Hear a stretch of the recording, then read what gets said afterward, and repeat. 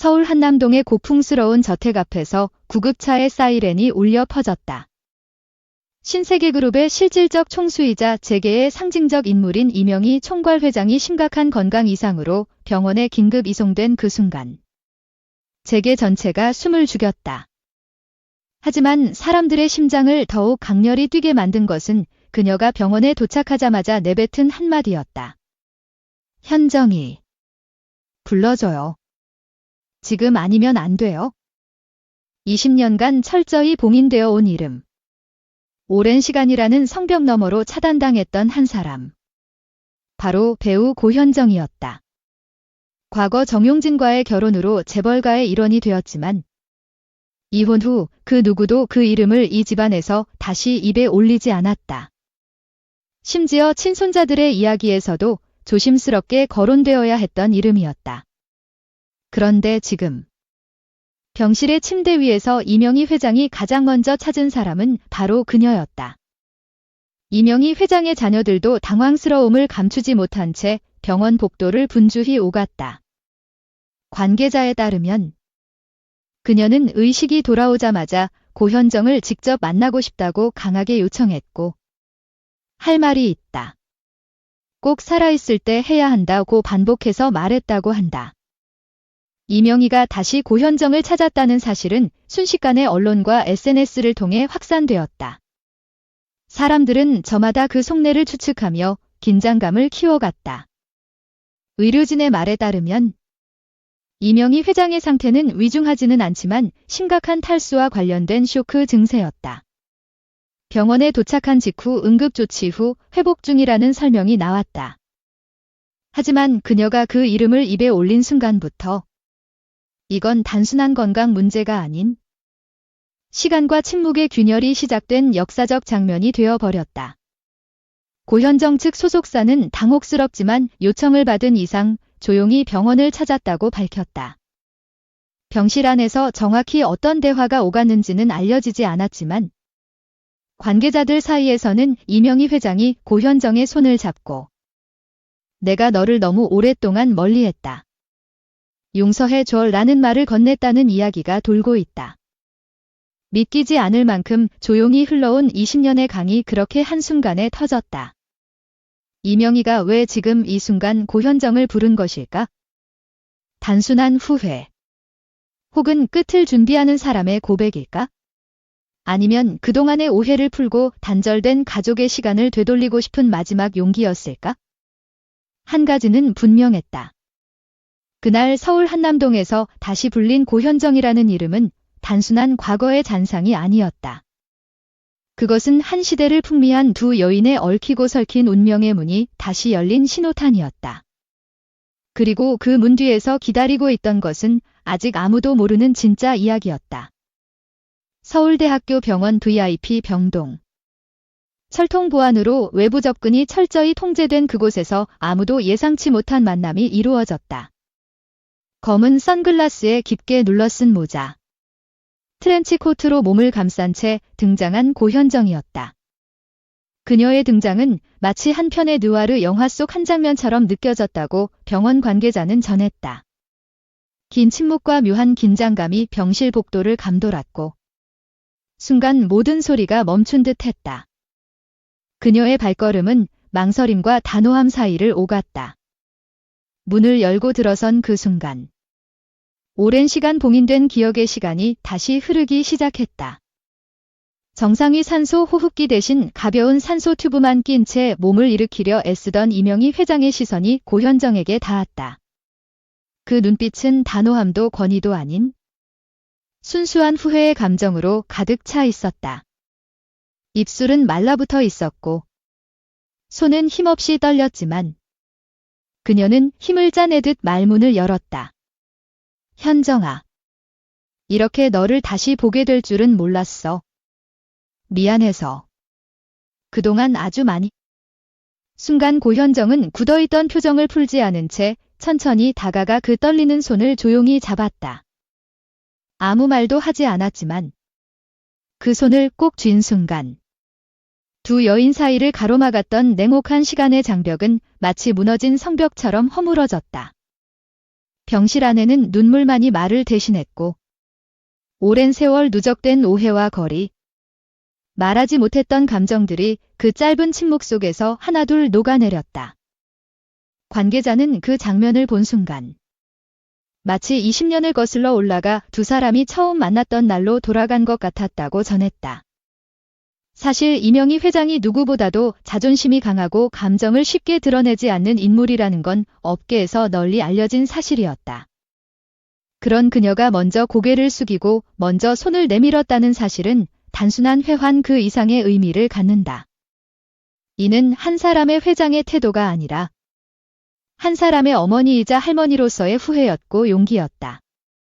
그날 병실에서의 대화는 외부에 거의 알려지지 않았지만 내부 관계자에 따르면 이명희 회장은 자이들 얘기는 매년 생일마다 내 마음속에서 꺼내서 너한테 말은 못했지만 난 한 번도 잊은 적 없었소 라며 말을 잊지 못했다고 한다.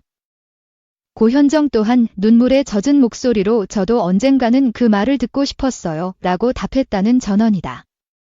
이날 병실에서 만난 두 사람은 어쩌면 한때 가족이었고 지금은 서로 다른 세계에 살고 있는 듯 보였지만 사실은 같은 기억을 품고 살아온 이들이었다. 그들 사이에 놓인 수많은 오해, 침묵, 상처의 조각들이 천천히 서로를 향해 다가서고 있었다. 그리고 마침내 그들은 서로를 다시 바라보며 아주 오랜 시간 동안 멈춰 있었던 가족이라는 이름을 다시 꺼내기 시작했다. 이름이 아닌 감정으로 부른 사과였다. 그날 병실 안에서 흘러나온 대화는 어느 누구도 예상하지 못한 기표와 진실을 품고 있었다. 이명희 회장은 마치 오래 준비한 듯 조심스럽게 말을 꺼냈다. 그날 해찬이가 무릎 꿇고 울던 모습. 그 아이가 나 대신 전한 편지의 말들. 현정아. 나는 그때 비로소 깨달았어. 이제는 더는 모른 척할 수 없다는 걸. 그 순간 고현정의 눈가에 맺힌 눈물이 조용히 떨어졌다. 미처 마주하지 못했던 세월. 감히 꺼내지 못했던 이름. 오해와 자존심이 쌓아올린 차가운 벽이 그녀의 눈물과 함께 흔들리기 시작했다. 말보다 더 깊은 사과였다. 이명희 회장은 자신의 잘못을 구체적으로 언급하지 않았지만 감정의 진동은 그 어떤 말보다도 선명했다. 이름조차 부르지 않은 채 미안하다는 그 짧은 한마디는 그 어떤 호칭보다 강한 울림으로 병실을 감쌌다. 고현정은 말없이 고개를 끄덕였다. 그녀 역시 알고 있었다. 이 병문은 단순한 안부의 자리가 아니라 용기가 필요한 자리였다는 것을. 병상에 누운 시어머니 앞에서 그녀는 다시 한번 며느리로서가 아닌 한 사람의 엄마이자 한 아이의 보호자로서 있었다.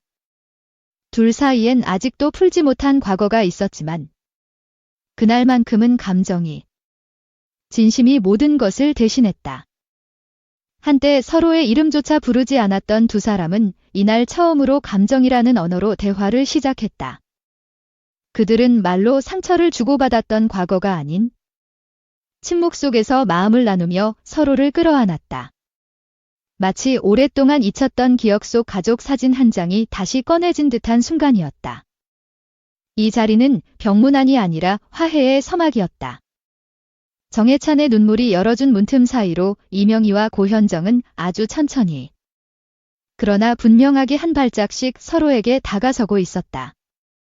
그들이 나눈 대화는 이름으로 시작되지 않았지만 감정으로 완성된 가장 인간적인 사과였다. 언젠가 다시 부를 수 있을지 모를 현정아라는 이름은 아직 입 밖에 나오지 않았지만 이미 마음 안에서는 수없이 불리고 있었는지도 모른다. 병원 VIP 병동 한켠. 철저하게 통제된 출입구 앞에서 또 하나의 뜻밖의 장면이 펼쳐졌다. 늘 냉철한 경영인으로서만 대중 앞에 서온 정용진 부회장이 이날만큼은 어딘가 달라 보였다. 짙은 회색 수트를 차려입은 그는 병실 바깥 복도에 조용히 모습을 드러낸 뒤 모여든 소수의 기자들을 향해 망설임 없이 걸어갔다. 그리고 그가 처음으로 꺼낸 한마디는 이랬다. 오늘은 회장으로서가 아니라 아버지로서 왔습니다. 그의 말은 길지 않았지만 그 속엔 많은 것이 담겨 있었다. 해찬이가 그날 무대에서 보여준 용기. 그건 제게도 커다란 울림이었습니다. 그 아이가 오늘을 가능케 했습니다. 그리고 고현정 씨께도 진심으로 고맙다는 말씀을 드리고 싶습니다.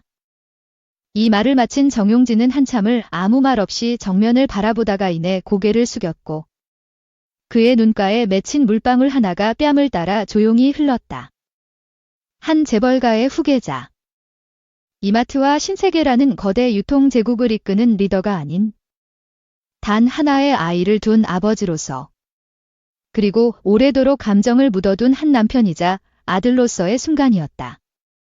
그의 발언은 곧 언론과 SNS를 통해 실시간으로 퍼져나갔고 수많은 이들은 정용진의 고개 숙임은 단순한 가족 문제를 넘은 회복의 상징이었다는 반응을 쏟아냈다.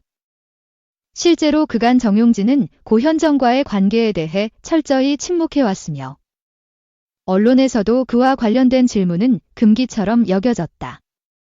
하지만 이날 그의 고백은 냉각돼 있던 혈연 속에 미세한 균열을 만들어냈고 얼어붙은 감정이 천천히 녹아내리는 계기를 마련했다. 무엇보다 주목할 점은 그가 고현정 씨라는 호칭 뒤에 숨긴 감정의 진폭이었다. 단순한 예의였을까? 아니면 아직 완전히 지우지 못한 그 시절의 책임감과 미련이었을까?